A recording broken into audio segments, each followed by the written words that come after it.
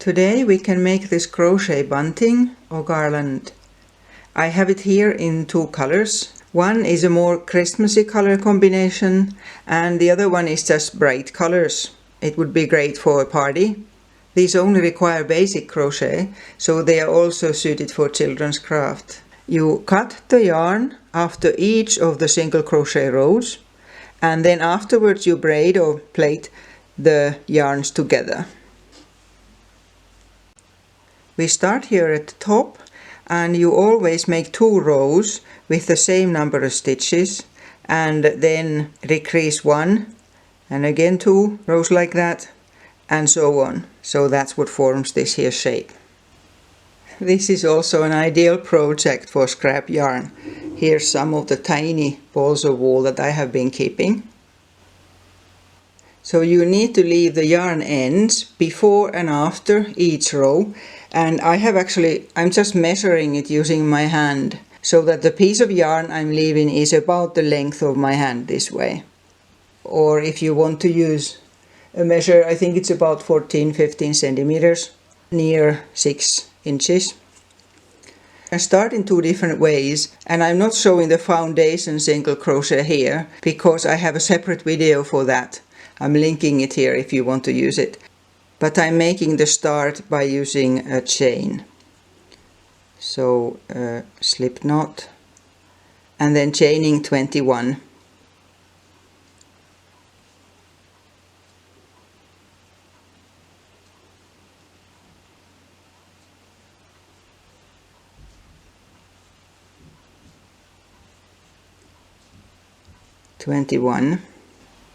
And you need to cut the yarn also at the end of the chain, so I'm cutting it about here and pulling through. Then take another color and this row you will start with the first stitch and simply make a single crochet into every stitch.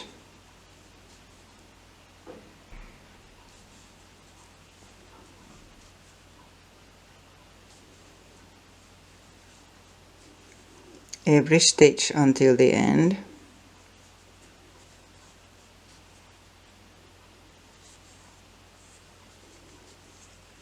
And at the end I have already cut the yarn to be the same length, and at the end the yarn stays better without unraveling if you don't just pull it through straight from here, but you make a yarn over and through the stitch and then pull it through. Again a new color, and for this row we are still making the same amount of stitches. So insert the hook into the first one and make a stitch and chain 1. I'm making the first single crochet into the same stitch as the chain and then continue the whole row. Every stitch, a single crochet into every stitch, and then you finish it off just the same way. The next row, again you have the piece of yarn there, and now you are not going into the first stitch but the second, so we're starting to decrease. Here just starting the same way, only in the second stitch. Chaining 1 and then a single crochet into the same stitch, and otherwise you just go to the end, but at the end you finish 1 stitch early so that it decreases the same amount from both ends.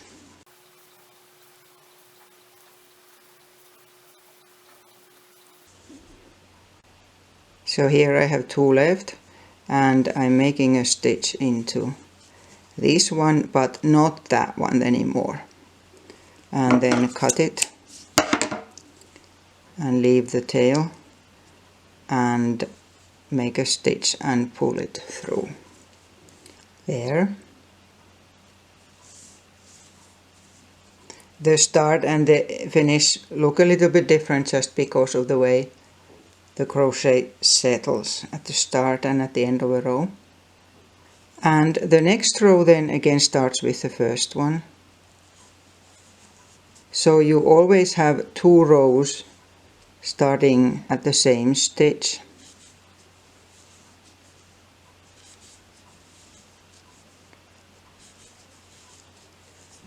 And so on, and at the end you will go into the last one. So here I am at the last one now, and again just finishing that off. This is what it looks like now. And that's how you continue. Every second row you start at the first stitch, and then after you have done 2 rows, the next one starts at the second stitch, so that it starts getting smaller all the time. And this is what it looks like when you have done all the rows. It's hard to keep it still.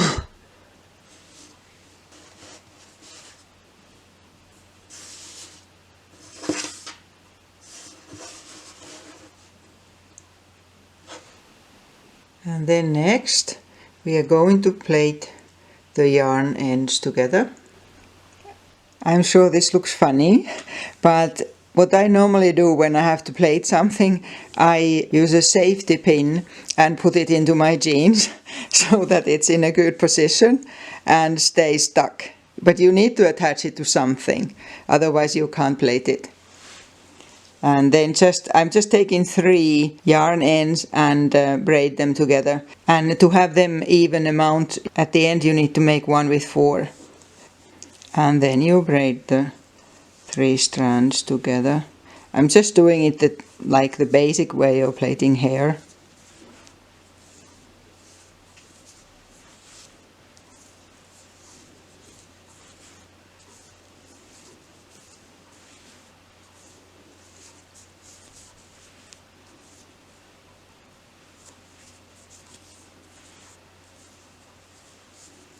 And when it's long enough, make a knot. I don't know what you call this knot, but just pulling it through and tightening it. Actually, I like to tighten each yarn end separately. There, and then you just do the same to all the yarns. Then finally you need to join the pieces. I'm doing it in a very simple way, so that I chain using 2 strands of slightly different colored yarn, and then slip stitching through the top, then again chaining to get to the next one, and again slip stitches, and so on. I have 2 yarns that are fairly similar in color, and I'm starting to chain just so that I use them as if it was just 1 yarn.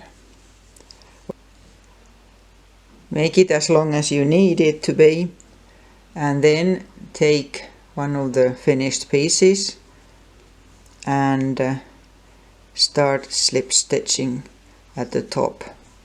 So slip stitch means that you pull the yarn straight through.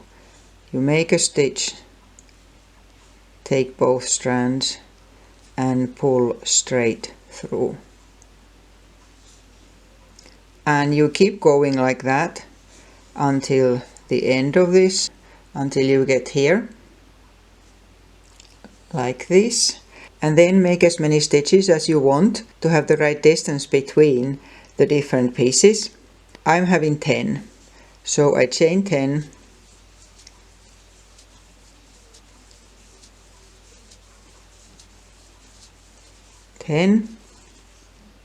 and then take the other one and start slip stitching at the top of that, just the same as the previous one.